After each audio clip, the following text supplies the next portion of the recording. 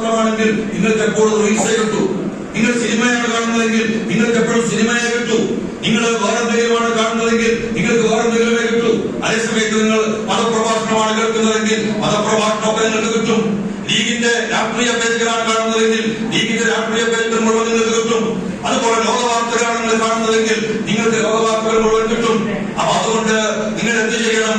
ഇപ്പൊ കണ്ടുകൊണ്ടിരിക്കുന്നവർക്ക് ഒരു ക്രമം ഏർപ്പെടുത്തി കുറച്ചിട്ട് നിങ്ങൾ ഇതുവരെ കാണാതിരുന്ന എന്നാൽ നിങ്ങൾ നിർബന്ധമായും അറിയേണ്ട ഈ റീല് കണ്ടില്ലെങ്കിൽ നിങ്ങൾക്ക് നഷ്ടം വരുമോ? നിങ്ങൾ ഇപ്പൊ കാണുന്ന റീല് കണ്ടില്ലെങ്കിൽ നഷ്ടം വരുമോ? സിനിമയുടെ ടീച്ചർ കണ്ടില്ലെങ്കിൽ നിങ്ങൾക്ക് നഷ്ടം വരുമോ? ഫുട്ബോൾ കളിയോ ക്രിക്കറ്റ് കളിയോ കണ്ടില്ലെങ്കിൽ നിങ്ങൾക്ക് നഷ്ടം വരുമോ? ഇല്ല. പക്ഷേ പലസ്തീനെ കുറിച്ച് നിങ്ങൾ അറിഞ്ഞില്ലെങ്കിൽ, ബീഫിന്റെ പേരിൽ കൊല്ലപ്പെടുന്ന മനുഷ്യരെ കുറിച്ച് നിങ്ങൾ അറിഞ്ഞില്ലെങ്കിൽ, വിദ്യാഭ്യാസ രംഗത്ത് നടക്കുന്ന നടമാടുന്ന അനീതികളെ കുറിച്ച് നിങ്ങൾ അറിഞ്ഞില്ലെങ്കിൽ, മുസ്ലിങ്ങളെ ഞെക്കിക്കൊല്ലുന്ന നക്കിക്കൊല്ലുന്ന കമ്മ്യൂണിസ്റ്റുകാരന്റെ RSSകാരന്റെ അതുപോലുള്ള നീക്കങ്ങളെ കുറിച്ച് നിങ്ങൾ അറിഞ്ഞില്ലെങ്കിൽ നഷ്ടപ്പെടാൻ നമുക്ക് നമ്മുടെ ജീവിതം തന്നെയായിരിക്കും, നമ്മുടെ അസ്തിത്വം തന്നെയായിരിക്കും, നമ്മുടെ വ്യക്തിത്വം തന്നെയായിരിക്കും, നമ്മുടെ നിലനിൽപ്പ് തന്നെയായിരിക്കും എന്ന് തിരിച്ചറിയാൻ നമുക്ക് കഴിയണം എന്നാണ് പ്രിയപ്പെട്ട യുവാക്കളെ ഞാൻ നിങ്ങളോട് പറയുന്നത്. അതുകൊണ്ട് നിങ്ങളുടെ വീക്ഷണകോണുകൾ മാറ്റണം. നിങ്ങൾ ഈ സോഷ്യൽ മീഡിയയും മറ്റും ആശ്രയിക്കുന്നത് അറിയേണ്ട അറിവുകൾക്കാകണം.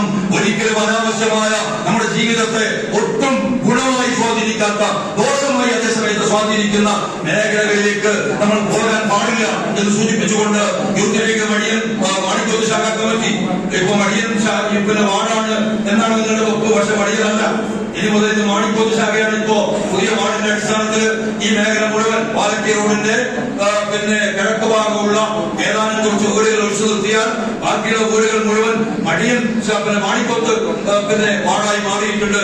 അതുകൊണ്ട് മാണിക്കോത്ത് ശാഖ തന്നെയായി ഇത് പാർട്ടിക്ക് മാറാൻ കഴിയുന്ന ഒരു സാഹചര്യം ഉണ്ടായിട്ടുണ്ട്. ഒരു കാര്യത്തിൽ നിങ്ങൾ അഭിവാദ്യം ചെയ്യുന്നു.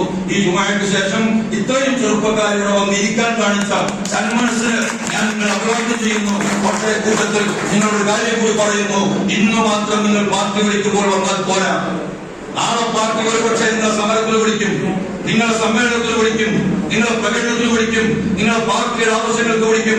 ആ ആവശ്യങ്ങൾക്ക് വിളിക്കുമ്പോ നിങ്ങൾ ഈ പാർട്ടി വിളിക്കുന്നിടത്ത് വരണം. എന്തുകൊണ്ടെന്നാൽ 75 കൊല്ലമായി ഈ ഇന്ത്യ രാജ്യത്തെ മുസ്ലിം സമൂഹത്തിന്റെ വിശ്വാസത്തെ കാവൽ നിന്ന പ്രസ്ഥാനമാണ് ഇന്ത്യൻ യൂണിയൻ മുസ്ലിം ലീഗ്. ഈ സമൂഹത്തിന്റെ അസ്തിത്വത്തെ കാവൽ നിന്ന പ്രസ്ഥാനമാണ് ഇന്ത്യൻ യൂണിയൻ മുസ്ലിം ലീഗ്. ഈ സമൂഹത്തിന്റെ സംസ്കാരത്തിന് കാവൽ നിന്ന പ്രസ്ഥാനമാണ് ഇന്ത്യൻ യൂണിയൻ മുസ്ലിം ലീഗ്.